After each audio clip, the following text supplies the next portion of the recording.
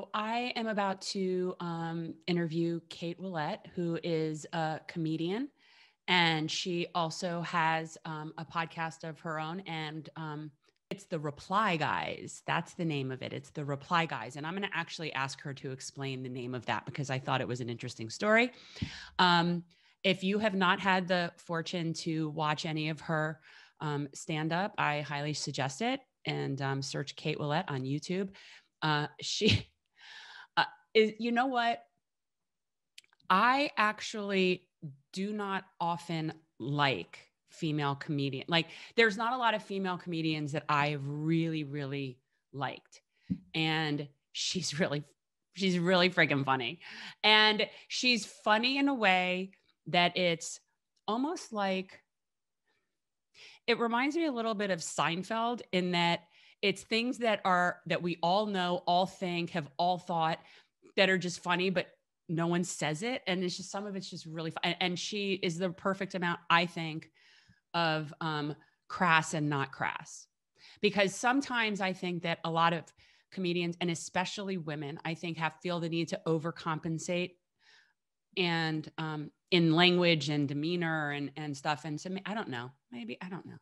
Sometimes I think that there's just some things that I don't know. I just haven't gotten into.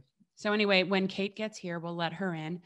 And, you know, I want to come up with a good combination of like kind of entertaining questions that have to do with her comedy, her stand-up, obviously poignant questions that have to do with what's going on in the world right now, because she is actually somebody that is aware and does really care, which is how I ended up connecting with her. She had me on her show when I was campaigning and was actually really great, and was one of the people that invited me on pretty early on, which was nice. You know, you always kind of remember the people that had your back before they knew that it was safe to have your back. And that is something that always sort of stays with you with this process. So how are you? I am pretty good. How are you doing? You know what? Pretty good. Like it's been a whirlwind couple of years, but yeah, it's been really interesting. So I was watching a bunch of your stuff this morning, just in doing this, because I didn't know of you really. And then I came on your show, The Reply Guys. Yeah, you were so great. I was like so stoked when you came on, and like just so you're so down to earth and fun also, in addition to having good politics. So yeah, that was really fun. But so I had never watched like your stand up or whatever. And I have to tell you, it was really, really, really freaking funny. And there was a few bits, but I realized you were just recently on with Stephen Colbert. Yeah, at the beginning of the year. Yeah. Before How was, I mean, that's a pretty big deal. It was super fun. I actually taped that a few months before. How Colbert does it is he has like a bunch of comedians perform on the same day. And then they kind of like put in the stand-up segments from the shows throughout the season. So I was like, I didn't know when it was going to come out or anything. But then I just like got an email at like 10 o'clock that night that was like, hey, you're going to be on tonight. So it was cool. Yeah. But it was fun. I don't know. Those were the before times. Yeah. But well, right. So what what are you doing now? Obviously you're not doing a lot of gigs. Yeah. I mean, I have done some outside shows recently, but mostly working on a book that's going to be coming out I think on January 7th. So just wrapping that up. Yeah. Is that, what kind of book are you talking about? Like a fiction book? It is an audiobook, and it's a book of essays that all have to do with masculinity and how we talk about masculinity and, gender shit as a culture, like what's good about it, what's wrong about it, what's funny about it, So, and I also like interviewed a bunch of different people for the book too. It's kind of it's like a comedic memoir about one specific topic. Is that, I mean, and I know that you do a lot of your comedy is centered on obviously male female issues and you know what that's about, but where do you get most of your stuff? I mean, I know some of it probably is personal stuff that's happened. I mean, it's got to be, right? Like some of it is just stuff that's happened to you. Yeah, definitely some is stuff that has happened. Some is just stuff I think is funny or stuff that is like exaggerated. But no, I mean, I definitely base my work on personal experiences. Not always, but I think that I feel the best about comedy when it does feel like it's coming from a really personal place. I think like last year was kind of a weird year for me because that was I was just going through a lot of shit personally that did not feel funny. You know, like I wrote about this, and probably a lot of people listen to this podcast, like I, who follow me from the essay I wrote about losing my boyfriend, who died, largely in my opinion because he did not have health insurance, and then I was really obviously like very devastated about that the whole year and still trying to write a bunch of jokes about things that would not bum people out. So I last year feels like it was like one of my least personal years of comedy. I was just like writing stuff that I thought was funny, but I have written other stuff that I was like, this is expressing exactly, you know, almost exactly something that happened to me. So it varies. Yeah. So was that experience of losing your boyfriend? I mean, is that where you sort of got more into politics? Like, how long have you been interested in politics? I mean, because I didn't, you know, I don't do my own Twitter. Okay. And this is the point where I've connected with so many people is through Twitter, but that's my partner who's me on Twitter. And Oh, nice. so, yeah, I know it's a very Cyrano de Bergerac situation, but so I don't always know the backstories and people when I meet you like on a meeting, that's the first time, like, I don't even know of any of this. So is that where you got into politics? Yeah. So I was definitely, I think, you know, I was into politics during the Bush years. I was young, I was a teen, but I was really against the Iraq war. And I used to, you know, go to protests and stuff. And I also was queer and, you know, especially during the Bush years, I mean, still, but especially during the Bush years, like the right was so, you know, just really trying to make life so much harder for LGBT people. And that was the first politically galvanizing thing for me, I think, was a lot of activism related to LGBT issues, and also the Iraq war. And then, like a lot of lefties, maybe not lefties, liberals, during the Obama years, there was like a sense that, oh, okay, like it's, you know, it's better now. And I was still into politics, but I was not like following things as much, and I regret that now. But then when Trump got elected, I think that was pretty uh, galvanizing for me, and I wasn't into like I just there was something about Bernie that just didn't like I liked his policies, but I also thought like this is impossible, like people aren't gonna go for this, and I don't know. Definitely, it was. I think I was underestimating that. But Did you support Hillary in 16? no, I mean, kind of. I know I voted for Bernie in the primary, but I was just kind of like, well, okay, whoever gets it. Like to me, it seemed like Hillary was like a done deal. And then after I really started learning and reading more from 2016 to 2019, I think like particularly after Raghav died, I started to understand why,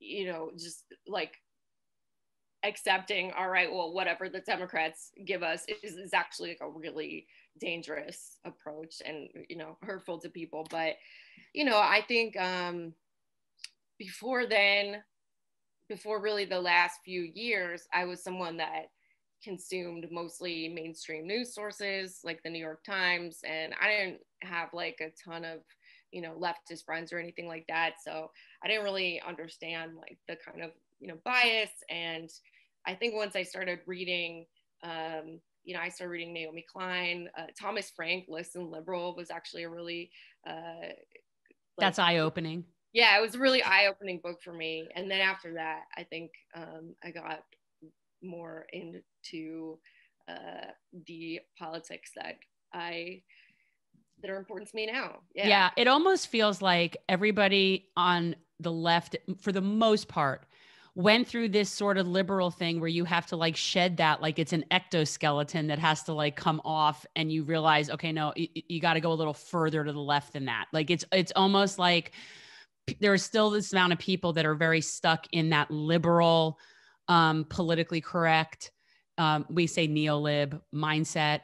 Yeah, the neolib mindset. Yeah. And actually, I mean, that's a good sort of question. Is it seems that a lot of the entertainment industry kind of panders to that and is somehow connected with that. And what are your thoughts on that? I mean, I would imagine that you see that also. Oh yeah, no, that's definitely a big thing. And I think about it a lot. I mean, the most obvious reason for that, right, is like a lot of, mass entertainment is coming out, on a corporate owned network or a corporate owned streaming platform. And, it's going to be always harder to get anti-capitalist stuff out on a major corporation. The internet has also kind of democratized things. So a lot of people are making their own content. And there is some really cool left content out there, online especially. But, I also think that, I think that there is another factor in the entertainment industry, which is that, well, there's a few, right? Like a lot of people who are super successful have a lot of money, right? And so, there's class solidarity too. But I also think that, like, politics, more kind of like a woke worldview, which I'm actually not disparaging. Feminism, anti-racism, that stuff is really important to me. And I think that, there is like a focus on that in terms of like, just like justice means making things better for women, for people of color. And I think that a lot of people in the entertainment industry haven't necessarily made the connection to the way that capitalism exacerbates, cements every other form of oppression in our society, So I think that, the Clinton campaign was really effective at, making it seem like social justice and economic justice were actually in opposition to each other. The breaking of the big banks won't end racism. And I think that narrative has, taken hold a bit, but yeah. I think it's a problem. I think a lot of people are more concerned with symbolism and symbolic gestures and just about feeling more about their hurt feelings than caring about the actual policies that would make people's lives better. So, when they talk more about tearing down Confederate monuments, and yet we can't have Medicare for all on our platform. Yeah. So it's just a very, I think it's just gratuitous. That's like, I just feel like the gestures are very gratuitous and they're not meaningful, and people don't even know any better. Yeah. I mean, I think that I have a lot of thoughts on this. I definitely, I'm not one to dismiss things like tearing down Confederate monuments. I think it's just that I think that symbolic stuff can be important, but I mean, it has to be like in line with these things that are actually going to have a material impact on people's lives. Like I think there's definitely a segment of the left that kind of feels like or articulates, well, we can't like be too concerned with like woke language or whatever, because it will alienate people who could vote for us. I'm thinking a really egregious example of this recently was that kid in Kansas, Aaron Coleman, who sexually assaulted his girlfriend, or allegedly sexually assaulted his girlfriend. And, there was kind of a divide between people saying like, oh, we should, we should support this guy. It's going to be like off-putting to people who are,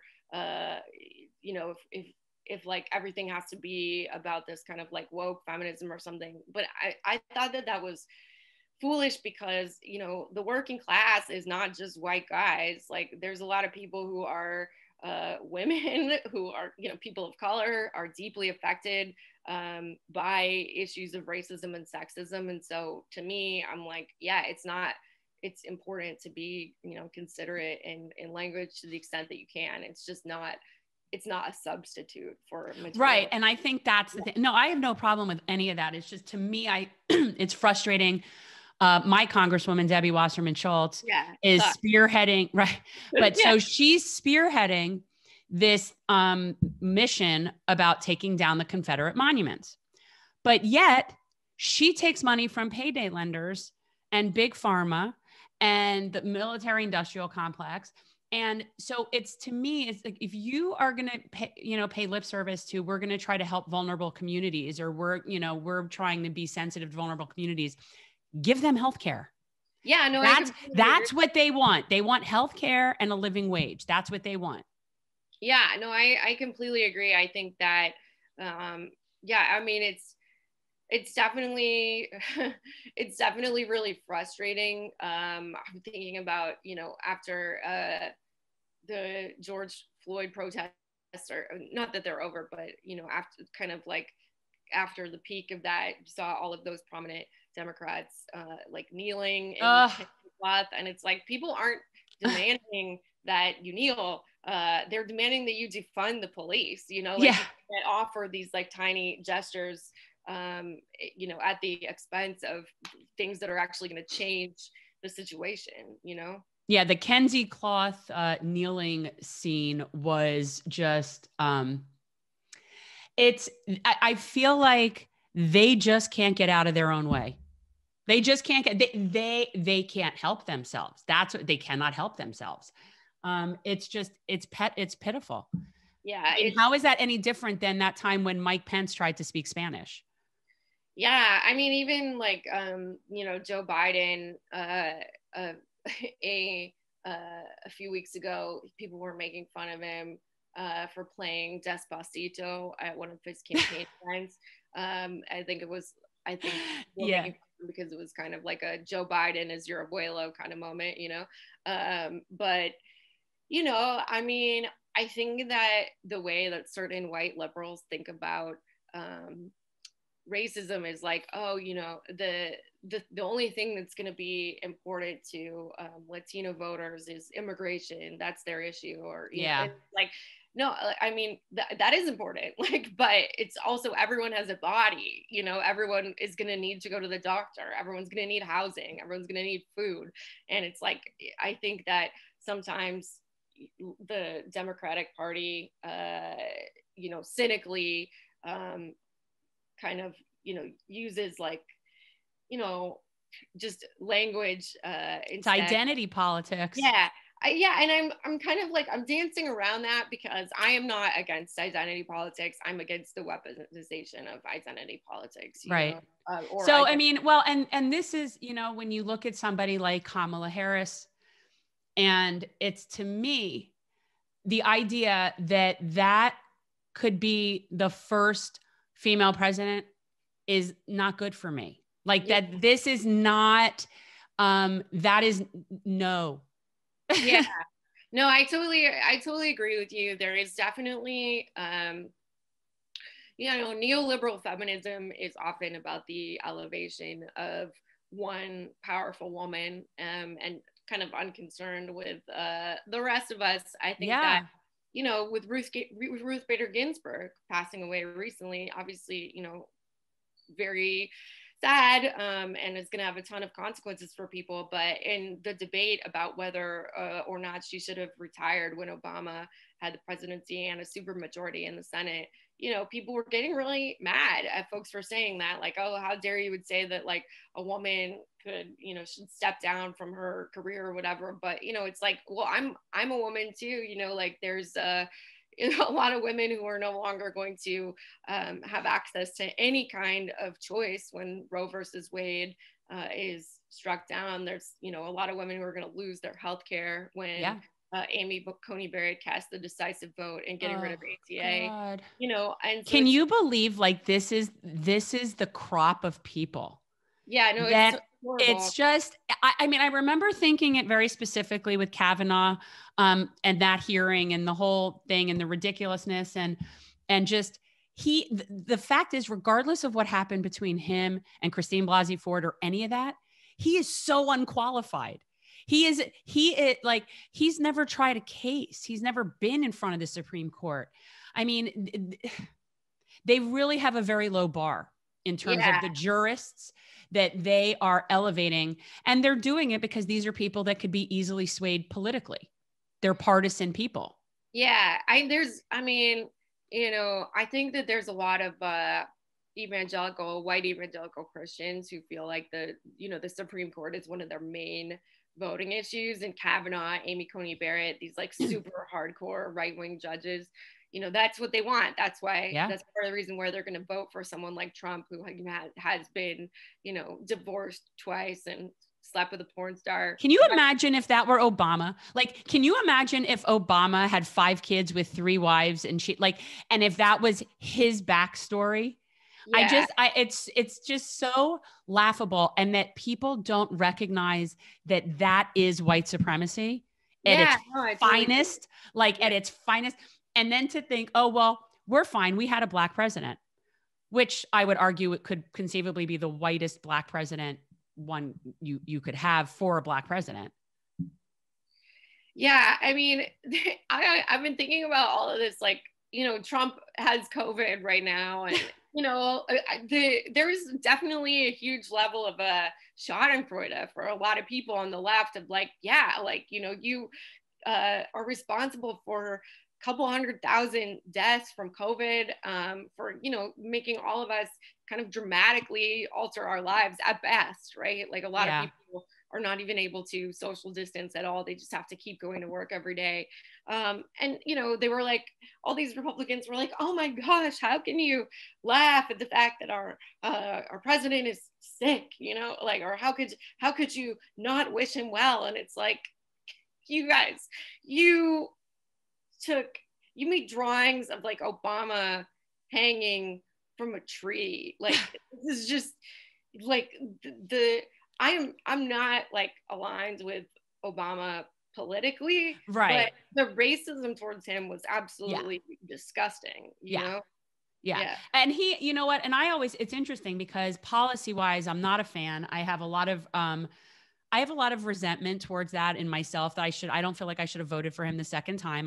The drone bombings, the deportations. I mean, there's definitely some legitimate, real political criticisms, but I always found him to be extremely gracious and extremely, I don't know that I've ever seen a cooler under pressure president ever. And just his ability to manage. And the reality is that's part of the job. It is. That's part of the job. In fact, more than policy, because people need to understand this. It's fine. I was just doing like a little mini civics lesson because I have my little constitution here. It's so cute. Yeah. The president doesn't create policy. They can suggest policy. They can be proponents of policy. They can even strong arm. They can campaign for policy, but they don't create laws. And so I think it's interesting that people are so concerned with the policy and not the demeanor matters. It does. It's not the only thing that matters.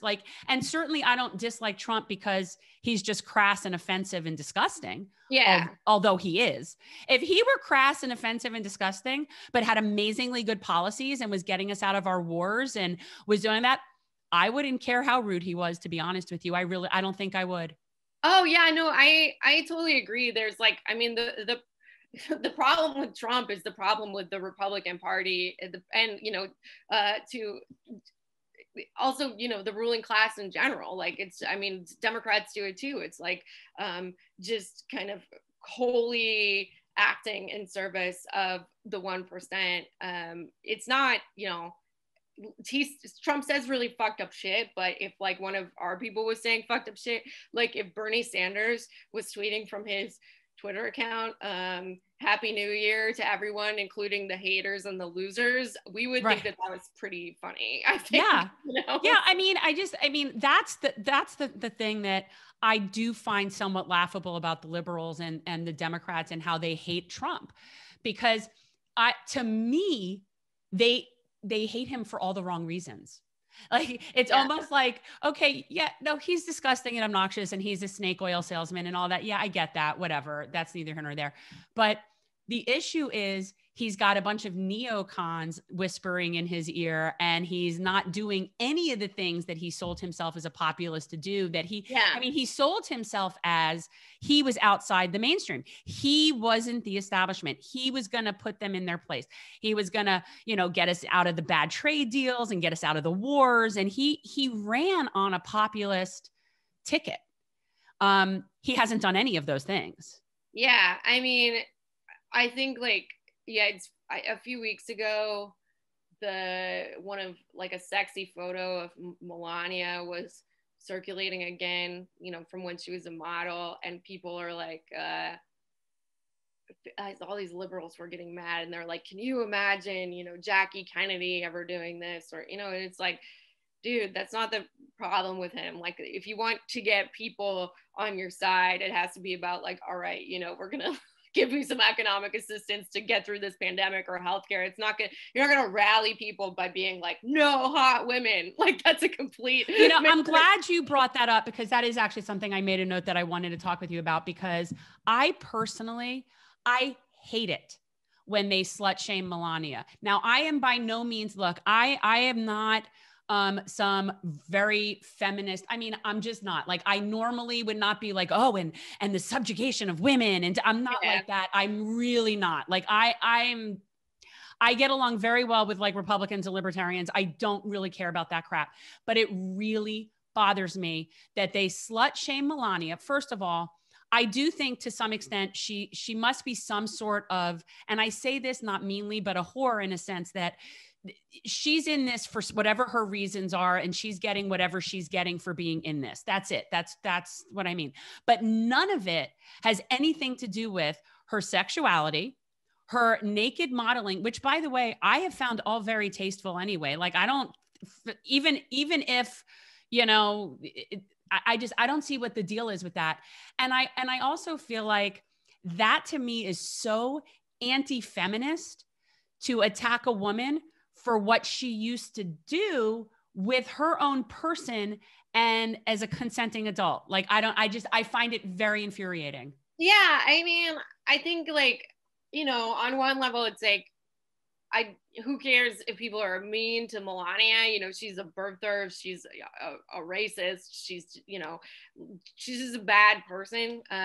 But when people slut shame Melania for, previously posing nude or whatever, like, it is, it's a way of like just shaming sex work in general. Yes. And most of the people who are sex workers are not the first lady and and some, in fact, are in quite precarious situations. And just reinforcing that stuff I feel the same way about when people talk about like how Trump is fat or something. It's like, I'm defensive about, people saying bad stuff about Trump. I mean, I really hate him. But the thing is, it's like, it's a way of just reinforcing that there's only some kinds of bodies that are okay.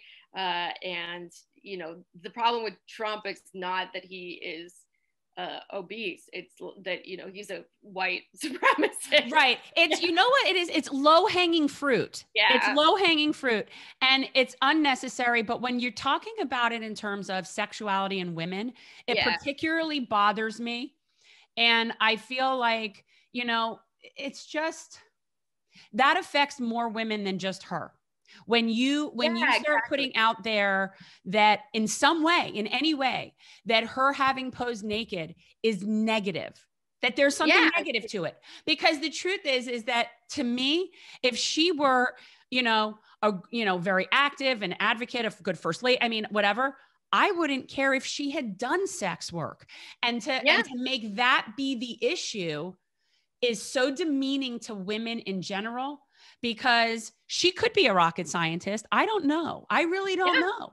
And that doesn't mean that she doesn't necessarily want to pose naked. She could be both. And it appeals to the lowest common denominator. And it just really, it really pisses me off. So I am very anti Melania slut shaming.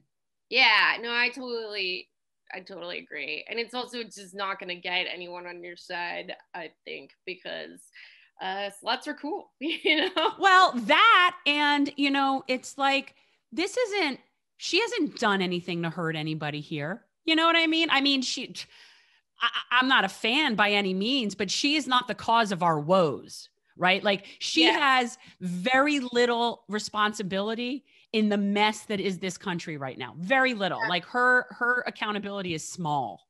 Yeah, I mean, you know, she did go around promoting the Obama birther stuff. Like, you know, she, like, sure, you know, she like wore that jacket at the height of the child separation. The I don't care to you. I don't care. Yeah. And, I actually used that as my picture the other day when they announced that Trump had COVID. I'm like, I really don't care. Do you? Yeah.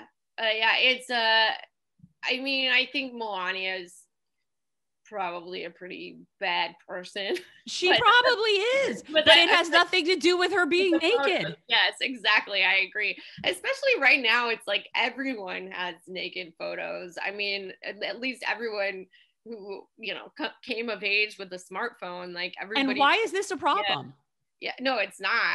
I'm on board. I am on board with solicited naked photos, not unsolicited. Okay, so you're single, right? No, I have a boyfriend. Okay, so you are currently involved, but you have within the past years been in like the dating scene. Yeah, totally. Yeah. Okay, so this is something that, and I've been with the same person for almost 29 years. So long before there was an internet, we didn't have cell phones. So all this stuff. So this is something that I feel comfortable asking you, as you are a comedian, but what is this with the dick pics? This is something that I had a friend tell me about is a thing. And I have to tell you, I didn't believe it. I'm like, no, she's just fucking with me. Who does that? But it's a thing apparently, because you even did a bit about it. You've probably done a few. Yeah. Yeah. I mean, I think I don't think this is exactly what I said in my joke, but the reason I think a lot of guys will send unsolicited dick pics is because they, you know, they're like, wow, you know, nothing would make me happier than if she sent me a picture of, you know, her boobs, or, you know, right. Like they think it would be good. It's good in the other direction. Yeah. And there's not like, you know, I mean, and I'm not saying that, you know, I'd rather women send me pictures of their boobs and I'm straight. Yeah. I mean, it's totally different if the other person is, you know, consenting for it. Nothing wrong with. Right. You know, but there is this thing where people send unsolicited pictures of their penis to people. Like that's a thing that happens. Yeah, it's so dumb. But it is, right? Like that's what I'm asking you. Like oh yeah, no, that's definitely a thing. I feel like that's so bizarre to me. Like this is where I feel like I'm an old-fashioned, old prude lady kind of thing. Like that's so weird to me. I can't even. Like, yeah, I feel like it's like reduced a little bit over the past few years, because there's been like, you know, kind of a trend on the opposite side of that, of like women like posting these pictures, like screenshots of this.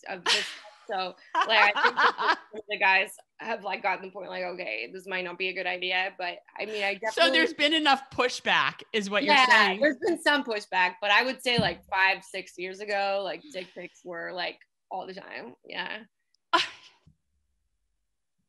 I just find that so funny. It's like, I mean, the thing is too, it's just like, it's not a good like advertisement. Like it's not like I would be not interested in a guy and then I would like see a picture of his like dick. Like what, I don't even know. I mean, it would have to be really spectacular. Yeah, it would have to be. It would have to be great. Like it would just have to be friggin' great. Yeah. And how many people fall into that category? Really?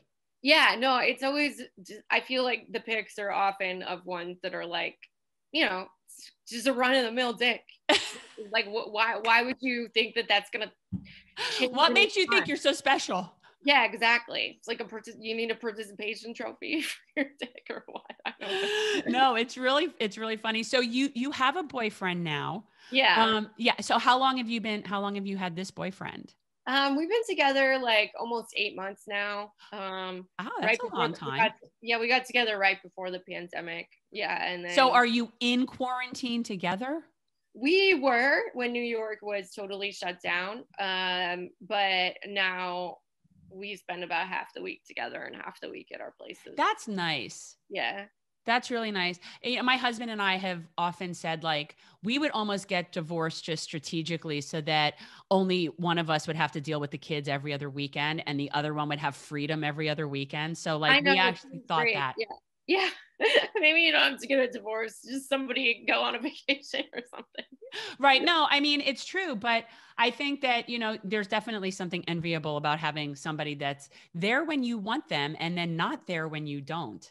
Yeah, I mean, I love like I actually am very extroverted, so I like having someone around me all the time. But I think Jake is the person who really likes to he likes to decompress alone. Like he likes to read, play a lot of video games and stuff. And he's probably like 80% introverted, and I'm probably like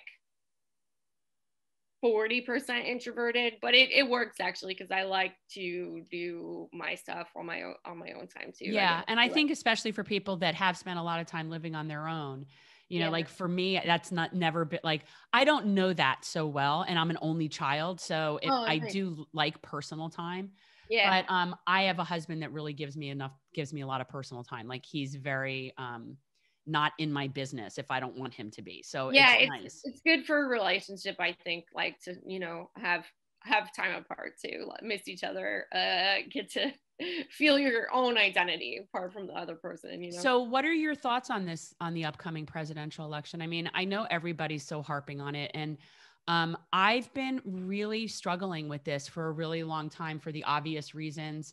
And in 16, I voted green. I don't have any regrets about voting green. Cannot be shamed or guilted in any way. And I also would like to say that I support everybody 100% who does that this time. Everyone needs to vote their conscience. I actually voted for Joe. And people who know me are probably going to be shocked to hear that, like that I actually did that. Um, but I just feel like Trump has crossed over with some things lately that are very authoritatively fascist in a Yeah. way that Joe, while Joe is part of the corporate fascist machine, don't get me wrong. I mean, he's part of it, but I don't find him particularly authoritatively fascist. Like that's sort of was my reasoning. I think Trump needs to lose in a landslide. And I think that was my reasoning. So I was just putting that out there. Like, where are you on this? Yeah, so first of all, I'm anti-vote shaming. Like I definitely think that, it's like it's the job of a politician to get votes, and to have policies in their platform that attract people. If I would, if I had a friend who was voting Green Party in a swing state, I would make my case to them. But and the case would be that I think that Trump should be out of office at this time. But Yeah. I don't think that yeah, I don't think vote shaming is effective, and I think it places the responsibility just solely on like individuals, when actually like these powerful politicians, they get to get off, they're totally off the hook when you vote shame, right? Like if it's a moral responsibility to never vote third party or whatever, then like what do these people ever have to do to get votes? I do think in this election, although Joe Biden does not align with my values, he doesn't support a lot of the things that are really important to me. None, actually. He Yeah, absolutely does not stand for yeah, nothing. yeah. Nothing. Yeah, but I also think that, we're in the middle of a pandemic, and Trump is responsible for over 200,000 lives lost. And I am fine to admit that I think that it would be really different to have someone in office who is at least not encouraging people to not believe that COVID is real. I mean, Right. I think that Joe Biden probably won't do everything on COVID that I would hope for. I would love to see, a check sent out to every person in this country, regardless of their citizenship status, just like pay people to stay home like New Zealand did. UBI. We Yeah. need UBI. Yeah. But I mean, I think that just, I think like, yeah, just in the middle of this situation in which so many people are dying, and many of them are from communities that are marginalized in other ways. I'm fine to admit, even if it makes me sound uncool, that some basic competence would be better than what's happening right now, Yeah. I mean, that's the thing. I mean, I sort of held out as long as I could because I do believe that from a policy standpoint, that what we could be in store for under 8 or even potentially 12 years of neoliberal policy could be something worse than Trump, because right now to me, I see we're having a revolution. There is this populist uprising that is definitely happening. And I believe that whichever party gets in, that it's going to be the opposite side of the populist spectrum that spends the next 4 years swelling and building and growing. And that's my concern. And that was my concern in the first place. Like, okay, you have 4 more years of Trump. That would be horrible. But what if you had 8 to 12 years of the policies that gave the Trump people much more time to build up their movement and then put someone in even worse? Like that's sort of, because we ended up with him from these policies for years. That's why we have what we have, is a complete corporatocracy. And Yeah. so it is. So we can't not look at, okay, well, what we do now is going to impact down the road. And even with that, I had to bite the bullet and be like, I can't abide this anymore. Yeah. I mean, I think that you're right that under a Biden presidency that, like the right will just double down on the super wild shit, QAnon. I think, like just as the Tea Party rose under Obama, there will be stuff like that in a Biden administration. However, what I don't think will happen is I do not think that the left will check out in the way that many people did. Not everyone, but many people did under Obama. I mean, I hope not. Yeah. I hope not. Like when I voted, I actually remember making this very conscious, like, note to myself that, okay, this means that we have to fight this much harder, because I cannot abide thinking that in 4 years we're having President Kamala Harris. Like that is not the direction that I want to go in. So I just feel like it's going to require so much more effort to keep that from happening. And we just have to do it. Yeah. I mean, think about all of the people that became politically active through the Sanders campaign. I mean, to us, Joe Biden is a Republican. Yeah. And it's like, we're not going to, like, the people that will go back to brunch, as the saying goes, during a Biden administration will be, I think, the people who really thought that just, Trump himself as an individual was the whole problem, that he's rude and he's uncouth, and the people who do have an understanding of all of the systemic injustices that are going on, of, like, the ravages of capitalism, like, those people are not going to check out. And there's a lot of those people. And I do think that the left can continue to build and to organize under Biden.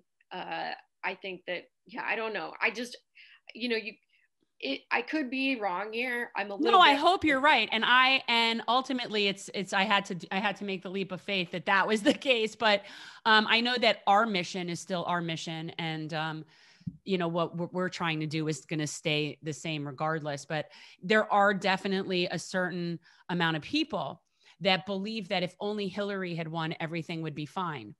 Yeah. And I do know, I mean, it's generational. it's definitely, you see it more with older people. But yeah, those people exist. They think that if not, you know, for Trump, everything would just be fine.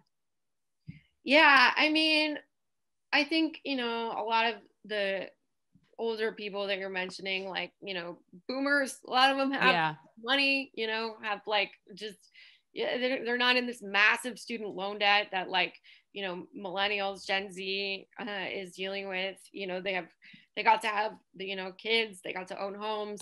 And I think that a lot of boomers just really do not get it. And that's part of the reason why they think that, you know, it would have been all fine if Hillary was in office. But I mean, the thing is the conditions for, you know, people, just to throw a number out there, 40 and younger, like, it's, you know, it's bad. Like a lot of people just do not have any financial security. Climate change is really scary for those of us who are going to, you know, be alive in 20, 30 years. It's already happening. I mean, in Florida, California, it's, you know, stuff is just, it's the climate catastrophe is here, you know. And I don't know. I think we know that we're also in a pandemic and a depression. I can't imagine that people are going to check out even. I hope not, you know, and maybe that's what part of this is for. And I do think things happen for a reason. And I do think that we earned this time out to some extent. That's how I felt about this pandemic from the beginning, was that Mother Nature was putting us in time out. Yeah. And there were a couple of different opportunities in terms of, in ways to handle that. And of course, we completely mismanaged it from our executive, our Congress, our everything from top to bottom. But there was an opportunity. Like this could present an opportunity for things. And instead, we have more than 200,000 people dead. We have, looking at like potentially 28 million people homeless. Like this is a wreck of gargantuan proportions. But yet for the earth, I think it's been good. Yeah, I mean, I don't, you know, I definitely, everyone makes fun of that nature is healing meme. And there, you know, there has been a reduction in pollution. But when I think about climate change, I think, and you know way more about this than me, I think. Like, I just feel like the focus like really has to be on, you know, reining in these corporations who are, you know, making, I don't know, 90% of the carbon emissions, you know. It needs to deal with the military industrial complex. There's still nobody that's dealing with that stuff. Even Joe Biden's plan is, okay, he has some kind of plan, and, you know, Trump has none, except to say that climate change is a hoax, you know, but it's not enough. And I don't think that enough people are aware of the Green New Deal is not a pie in the sky, like utopian vision. It is the bare minimum. I know, that's the thing. It's like, it's not like it's funny. People look at it like there's a choice. And I'm thinking, yeah, no, it's not really a choice. It's just a matter of how we're going to handle being underwater. Are you going to start building the boats? Or are you going to wait until you can't build the boats? Like, no, exactly. It's like they say it like we could just choose to not do something. Well, you can. It's crazy. I see that in a lot of ways, but to me, you cannot talk about climate crisis and not address the military-industrial complex. That is the number one source of emissions. That is the number one polluter of the world, is the United States military-industrial complex. And so, you know, we can all ban plastic straws, and we can use reusable bottles, and we could even drive electric cars, which I would say are still coal-based. But all of that aside, if we don't rein in our military and other countries rein in the big corporate, you know, producers like ours as well, it doesn't matter. Like, we're literally like, we're spinning wheels. Yeah. I don't know. It was so disheartening to see even the overwhelming majority of Democrats vote for Trump's military budget. It's like, really, you just impeached the guy, and now you're like just signing off on this thing. We don't need all this money for the military, you know? Like, it's just. My representative was one of 30 that actually recently could not even get behind reducing the Pentagon budget by 10%. Yeah. Could not get behind that. No, not 10%. Couldn't get behind it. She couldn't get behind withdrawing from Afghanistan. I mean, this is absurd at this point. And I'm curious. I have yet to hear anybody say anything about what's the end goal there. Yeah, I don't. Where is this going? Like, 20 years. We've been in Afghanistan for 20 years. Yeah, it doesn't seem to me like there is any kind of end goal. I think it's just, it's money. It's just profit. And, I think that really that's the cause of all of it. It's just corporatism run amok. And we've profitized all the wrong things. See, like, we need to profitize, like, make it so that people can make money doing the things that we want them to do. Yeah. That's I mean, it's not really complicated. It's not complicated to do wind, water, solar. It's not complicated to invest in sustainable communities. We know what we need to do. Yeah, I know. I completely agree. And it's like, it's so wild that, the position that, like, hey, we should not just let the planet burn down, that's somehow like a privileged position. Right. Jackie Fielder, she's running for state senate in California. She's a 26-year-old indigenous woman.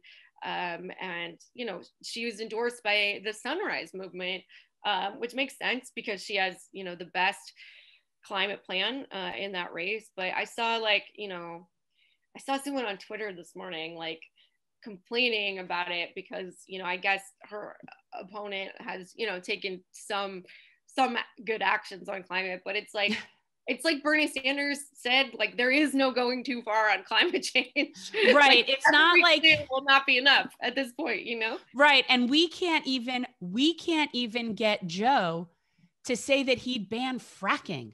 Yeah, I know. This is what was very frustrating to me in the whole thing is it's like, it's bad enough that we're stuck with this choice, but I feel like every day he and the DNC have made it worse. Like, from every single day, it's like, not only are we going to make you vote for us, but we're going to keep sticking it in your eye. Like, that's what it feels like to me every single time. And it's just, I hope that there are a lot of people that are as incensed about it as I am. And so it isn't a matter of just holding his feet to the fire. You know what I'm saying? We need to create a much bigger fire. Yeah. I mean, I definitely think that,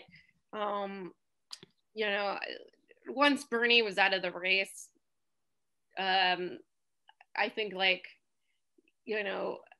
most of the, like, good things that could happen as a result of the office of the presidency were kind of off the table. I don't want to say that Joe Biden is, definitely not going to do anything good, or that we shouldn't, like, push him. But I think for the most part, the idea of, like, pushing Biden left is kind of pretend. I think that it's possible that we'll get certain victories. It's possible that we will, stop some terrible actions. But, I think that over the next few years, the thing to get excited about is workers organizing, the mutual aid networks that are developing, some of the people like yourself who are running for state and local office. It's going to be non-electoral and down ballot stuff. Yeah. I think it's like, Joe Biden, if he's the president of the United States, he's going to have the potential to do some damage, and we need to, be as vigilant about that as we can. But, there's just the most exciting things that have happened politically since the Bernie Sanders campaign ended by far have been, the people in the streets, the mutual aid networks that are developing, the direct actions. I mean, just, all of it. I mean, there's been, obviously the pandemic has been really, really hard on workers, but, I think that a lot of people are seeing the potential in organizing right now, No, I mean, it's all part of the revolution. I'd say that all the time, but this is the revolution. It's happening. And it's happening in different ways from different angles. And I think it's really important. And yet for us, it's all about building coalitions. Yeah. It's about building coalitions. And for me, it's also very much so about building coalitions outside a party. Yeah. That's something that I would like to, not have to deal with, but unfortunately I live in a closed primary state. So I do. That's just the nature of the beast here. But I find that when we deal with issues and we find people that align on each particular issue, it's amazing how many people agree with you when we stop labeling and assigning teams. Yeah. Yeah. I think a lot of people moved left. A lot of people moved left in 2016 as a result of Bernie running and people being introduced to leftist ideas for the first time in a lot of cases, But I think that even a lot of people have moved left since then.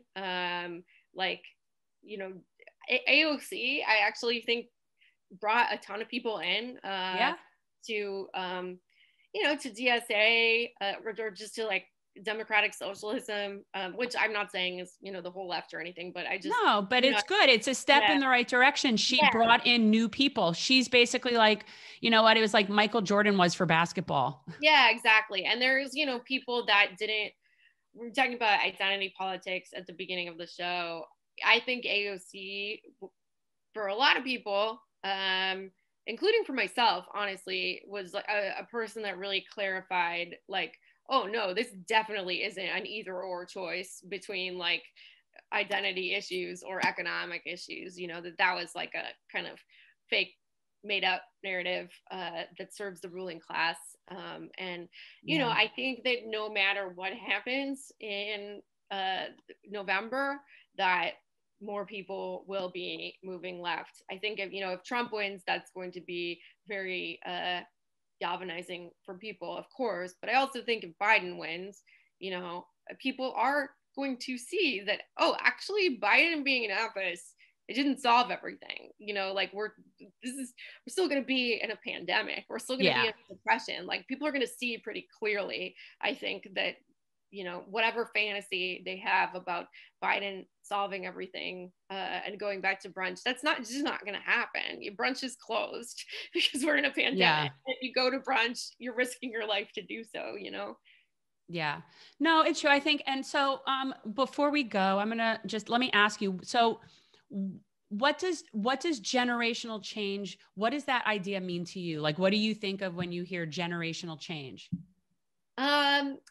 I think that one thing that is happening that I'm excited about that feels like a generational change is, I think a lot of people are, a lot of younger people are understanding at this point that it's not like Republicans bad, Democrats good, that like actually even if someone has a D next to their name, that it's actually important to hold them accountable and just kind of like,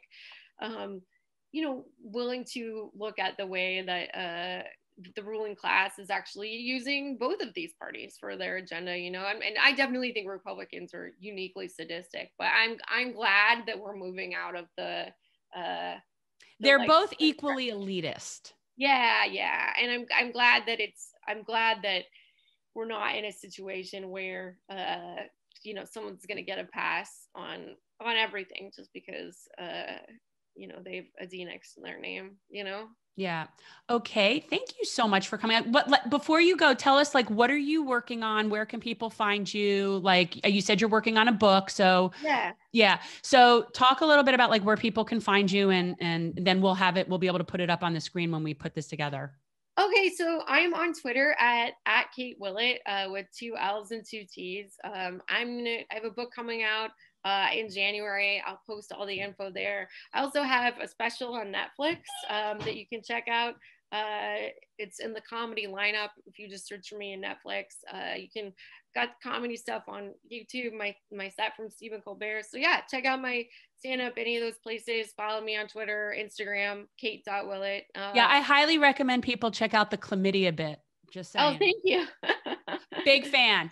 Yeah, that's That's like I kind of forgot about that one. Yeah. No, it was great. And what's funny is in college, I knew this group of people that basically they just shared chlamydia and we called them the clam crew. So when you did that bit, I'm like, I know those people. Those are my people. That's so funny. Thank you Well, so much, Kate. I really so appreciate it. It was so good seeing you. It was so good to see you too. I love your new podcast. Thank you. Thanks so much. Bye, Kate. Bye. So that was totally fun. She is just totally cool. And I really love the fact that, and maybe it's because she's a comedian, I don't know, but you know, she is definitely someone that can be raunchy. And I do appreciate that, especially in dealing with the political stuff and always having to like watch P's and Q's and you don't want to piss anybody off. And so raunchy is good. And we're out.